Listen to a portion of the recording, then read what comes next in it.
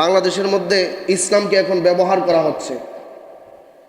হযরত উমর ফারুক রাদিয়াল্লাহু তাআলা আনহু বলেছেন, বিধর্মীদের অনুষ্ঠান যতদিন থাকে আল্লাহর গজব ততদিন ওই স্থানের মধ্যে পড়তে থাকে।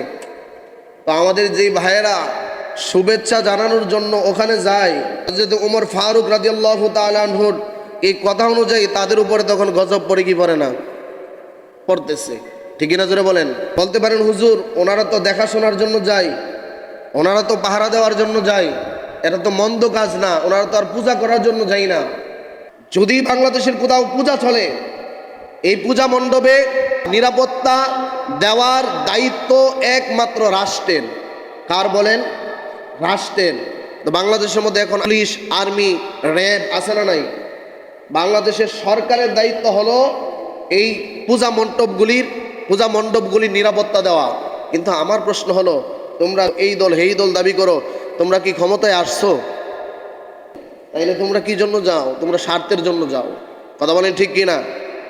এজন্য প্রিয় ভাইয়েরা আমার, যারা ক্ষমতার জন্য ইসলামকে ব্যবহার করে তারা অন্তরের মধ্যে কখনো ইসলাম লালন করে না। এরা শুধু মুখে ইসলাম লালন করে, অন্তরে ইসলাম লালন করে না। কথা বলেন ঠিক কি না?